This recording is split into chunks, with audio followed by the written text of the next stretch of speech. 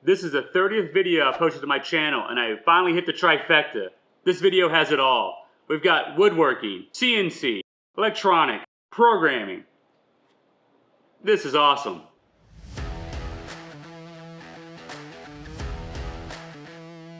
So it's actually a nice 80 degrees outside right now, but I am still sweating like a dog. I don't know why. So to start this project, I'm going to cut out a piece of maple so I can rip it in half and glue it back together to make the front panel, which is going to be 10 by 6 inches. And about that thick, maybe that thick. I don't know. We're probably going a little less than 1/4 inch for the thickness of it, of that panel. So let's get that marked, get that cut, and get it ripped. No, what was that? We're gonna get that resawed, planed, and then glued. So there will be a montage now of all of that. And then we'll get to the next step, which is building the case around it. So let's get to it.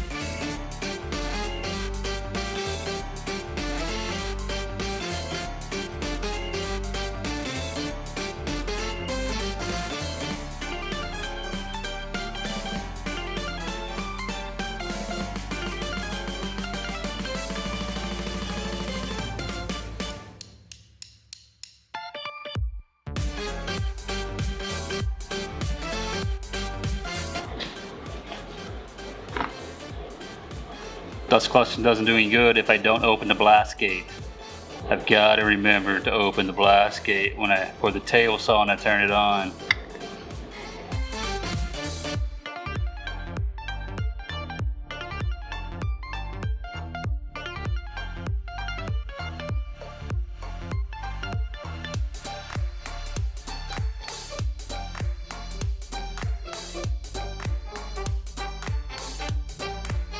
So I used to think it was too much trouble to get the dado set out and put it onto the table saw to cut dados. I just wanted to rip it with the current blade that's on there. But in reality, the blade that's on there does not do a nice clean bottom, and it actually goes faster and turns out better to actually use the dado set. So now I force myself that every time I need to cut a rabbet or a dado, get the actual blade set out, switch it on a table saw, and do it right. It just actually saves time in the end and works much better. We're going to cut in a dado for the front of the sign to rest in. So let's get that set up and cut.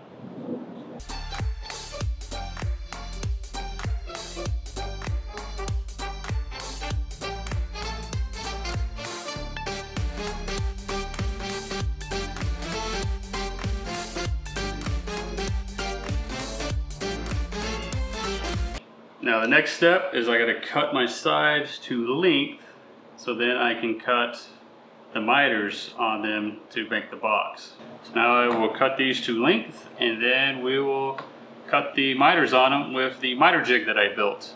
I have a video, I'll link right up here to that video to see how I built the jig.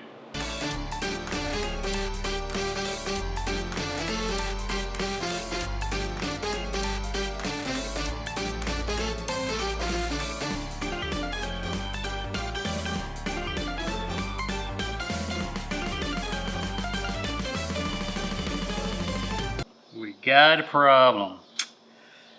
The mitering jig apparently takes 1/8 of an inch off the length. I was not aware of that. Now I am. So, but this is fixable.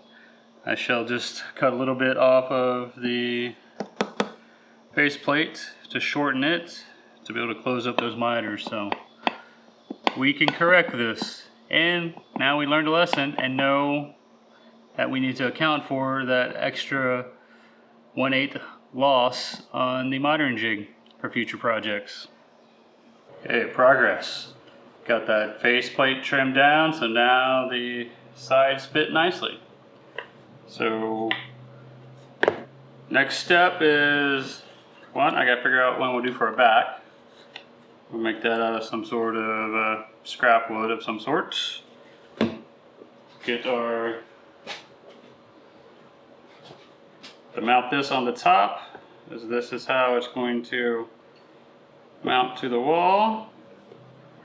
And then get some electronics in it, and of course some finish and some glue. So still quite a few steps left, but making good progress. For the back, I'm going to enclose it because I need to have a place to put the lights on, and there's going to be some electronics in here. On a scrap piece of 1/8" oak plywood that I had, and this will be the right size. Cut it down, it'll fit in there, just fit in the back. Now, a common mistake that I make though is I'll grab pieces of scrap like this, I'll run right over to the table saw and I'll start cutting, not realizing if there's even a square corner or not on it.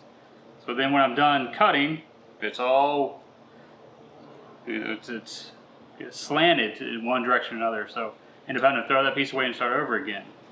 So now I've learned to make sure, once I grab a piece of scrap, just grab my skit, grab my square, and make sure I have at least one square corner, which that corner is square. And I like to take a pencil and then mark just a little X on that corner. So that way I know as I do my cuts on the table saw, I'll use this side and this side as a reference, knowing not to use these two sides, because you can already tell that side right there is not straight. But since this one is square and straight, when I rip it, that side will come parallel to this side. So off to the table saw, do some cutting. Okay, got my piece cut.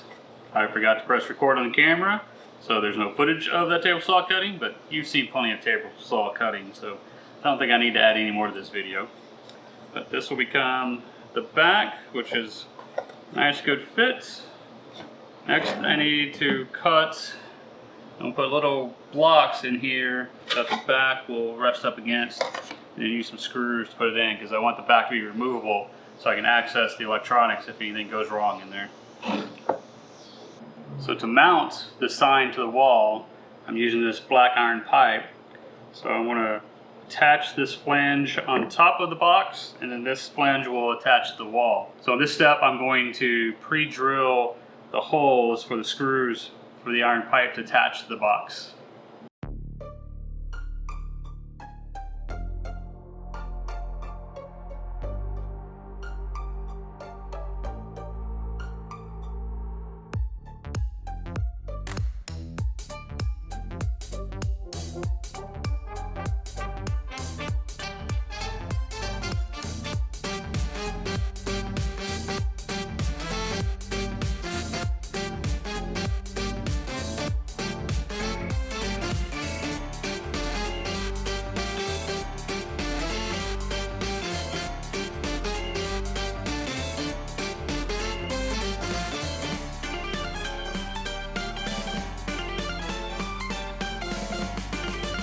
Okay, we're getting somewheres. We got a box, got a pretty front on it. We can see our cutouts. So my next step is to coat the walnut and lacquer and make it look all nice. And then we are ready to start working on the electronics, all the guts of this.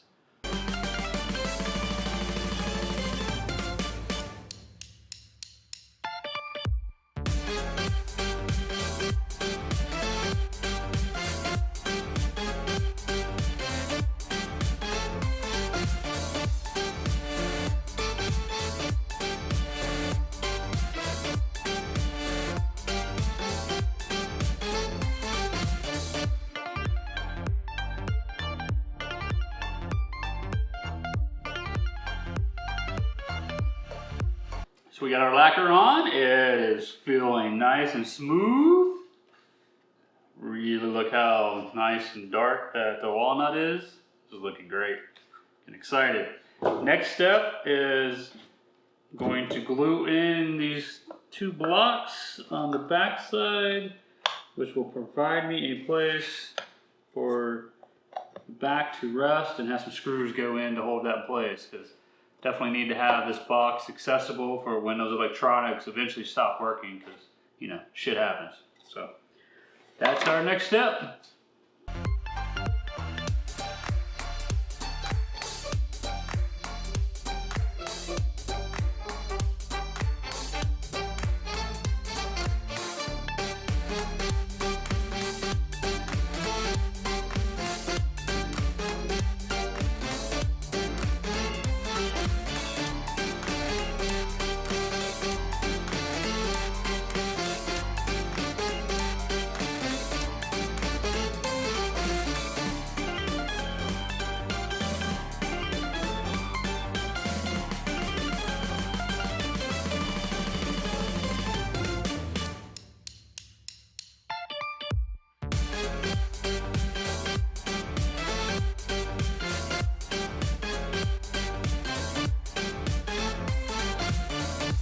We got our sign made, got our box built. Now it's time to work on the electronics. I am going to use a ESP32 microcontroller to control the LEDs. I'm choosing this because it supports Wi-Fi, which allows me to put the sign on my network, and then I'm going to put some code on here that will allow me to actually turn the sign on and off via Alexa. As well as it'll serve up a web page so I can just browse to it and turn the lights on and off. The LEDs I'm choosing is actually RGB, so it's red, green, and blue LEDs on this strip. So I'm actually going to be able to turn the sign on to have it show red, green, or blue, or actually a combination of any of those three colors to give it just more fun stuff. So let's take a look at the electronics and then a little bit look at the code. So here I've prototyped the circuit on a breadboard. So we have our ESP32 on there. It is hooked up to the computer via USB at the moment since I'm still programming it. I have 3 power transistors which will be actually used to drive the LEDs, turn them on or off. You definitely need the transistors. You can't hook these LEDs directly to the microcontroller because they draw too much current and they'll actually burn up your microcontroller. So definitely want to put the power transistors in there. And for testing right now, I've got it just hooked to a power supply that I created from an old computer. So we turn that on. Should be able to go, Alexa, turn on air red. There we go. We got red lights. Alexa, turn off on air red. Alexa, turn on air blue. We have blue lights. Alexa, turn off on air blue. Alexa, turn on air green. And green. And we can also do commands like Alexa, set on air green 50%.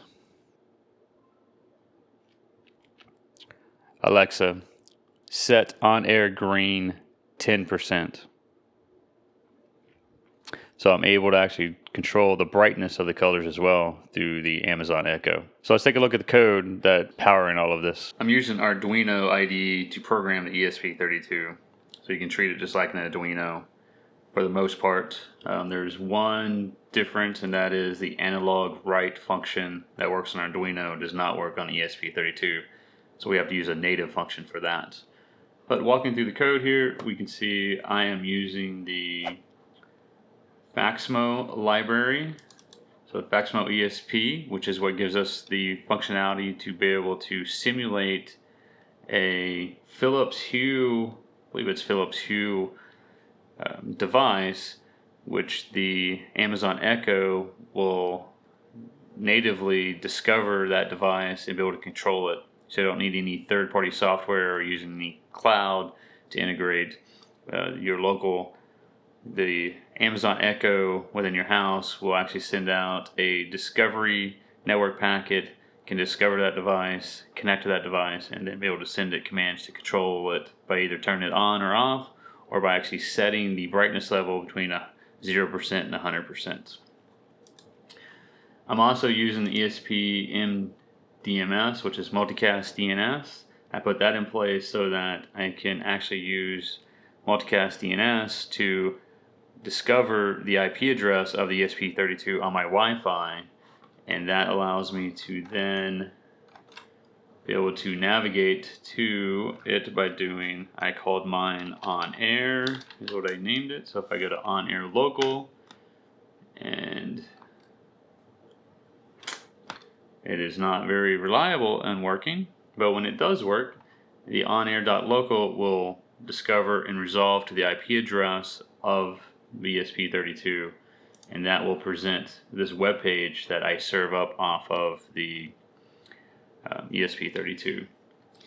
This web page allows me to control the 3 colors independently, so I can turn on or off the red, turn on and off green, on and off blue, as well as set the brightness level of blue. So here I can do blue, say 52%, I can do green 53%, I can move red up to 50%. And when you mix the 3 colors, basically if they're equally mixed, that gives you a white. Any other percentage of mixture gives you those different types of colors. Taking a look at the lights here, turning everything off. So that's red's on, green on, or blue on. Or as I said, I can change the brightness of blue. I can change my brightness of green. Or I can change the brightness of the red. Or if they're all on, we get a white. So continue to walk through the code.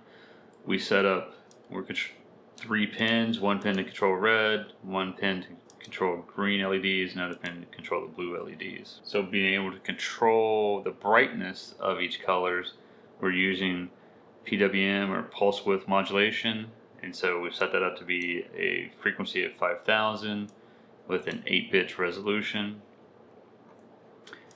You got to define your Wi-Fi SSID and password for it to be able to connect to it.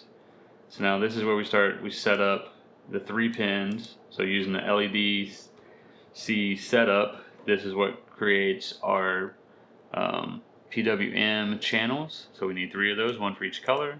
And then we attach those 3 channels to our 3 pins that were connected to our transistors. We set up serial outputs so that we can have some debugging coming back to the computer. Connect to the Wi-Fi. So here we see it. We'll attempt to connect to the Wi-Fi, give us some debug output once it's connected. Here's where I'm setting up the multicast DNS. So I'm calling the device on air. So that will set that up. And here's where we start to set up the actual Amazon Echo code. So I'm actually making my ESP32 present as 4 devices to Amazon Echo. 1 device simply called on air, 1 called on air red, 1 called on air green, and 1 called on air blue. This is what allows me to control the 3 different colors independently. Or if I just want to be lazy and simply just tell it to turn on the device, then I can just simply say on air. Whenever the Amazon Echo receives a voice command and then makes a call to the ESP32, it is going to be this function that gets called, and for that it's going to pass in which device did it call. So is it the red, green, blue, or the default? Am I telling it to be on or off? And what brightness level am I calling it for? So I set this up to, the first thing I do is I want to get the device name, convert it to a string so I can see, did the device name contain the word red, the word green, or the word blue? If so, that tells me which light I want to modify. If it doesn't contain any of those 3, so if it's simply I just said on air, I'm defaulting that to be red. And if the command was to turn it on, then we're going to turn that particular light, so red, green, or blue, and set it to the value or the brightness that was provided to us. Else, if the command was to turn it off, we simply just set brightness to 0, which turns that particular light off. And then just some debugging back out here so we can actually see which command we received from Amazon Echo. And finally, since we are still in the setup method, at the very end, I simply change the brightness of red, if I look at this, the red, the green, and the blue from 0 to full brightness, just as part of the startup, so that we can see what that looks like. And then at the end of that, we turn each of the red, green, and blue off. And finally, just in our loop, all we have to do is, as we're sitting there going through our loop, make sure that we're handling and looking for new requests or commands coming from the Amazon Echo. And that is the code, that the Arduino code, to set this all up. So next, we're going to take all of the electronics, move it off of the breadboard. We'll solder it onto a prototype board to make it more permanent. Attach our LEDs into our actual box, get that all wired together, and then actually hang this thing on the wall. And then have an actual sign that will be right there up on the wall, because that's a good position that not only can my family see the sign from the office door to know if I'm on a meeting without having to walk into the room, it also provides that when I am on my video calls for work, this is what they typically see. So it'll be nice to actually have that sign in the background, as well as a nice conversation piece for those meetings. Because you'd be surprised, this binary clock that I have hanging back here, how many people actually ask me, what is that thing behind me? So it'd be nice to have that conversation piece as well as another conversation piece right above it. So let's get to that.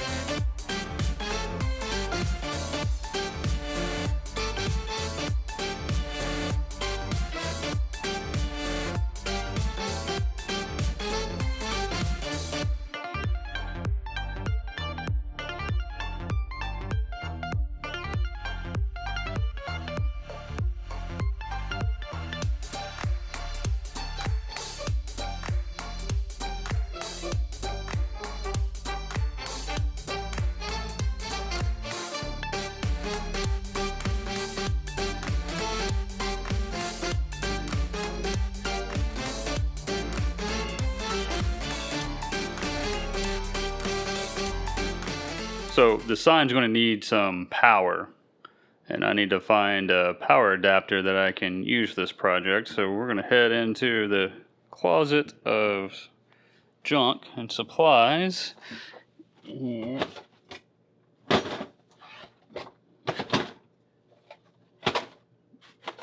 this box is where I keep all of my wall warts that I have collected over the years. And this is why I tell my wife, we don't ever throw any electronics away, because you never know when you're going to need one for a project. Because somewhere in that box is the one I'm going to need. So this is a 9-volt, 1 amp from a Linksys, probably an old Ethernet hub or something from days gone past. But I think that's going to work. I think that's going to be a long enough cable. So we will clip the end off of that and wire it in, and we're good to go. Now to keep the wiring nice and clean, you saw that is why I drilled a hole right there that comes up through the pipe. Because we're going to feed the power cord through this pipe.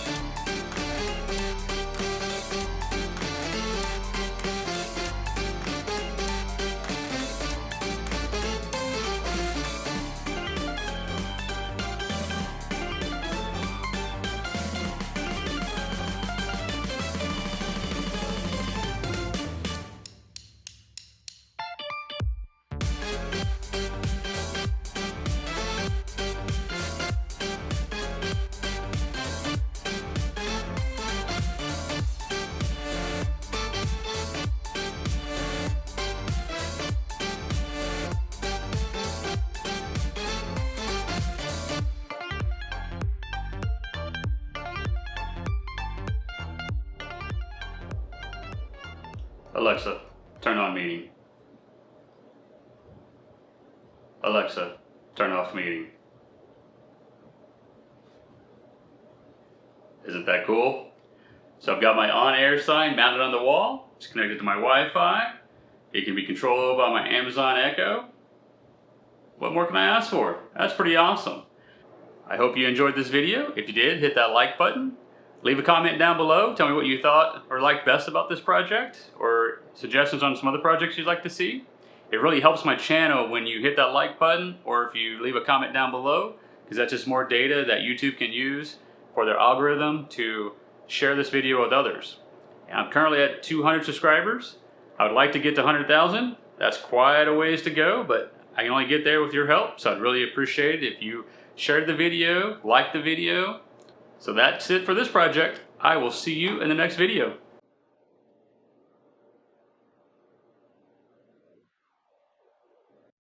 We're going for, I'm just rambling. Let the bodies hit the floor. Let the bodies hit the floor.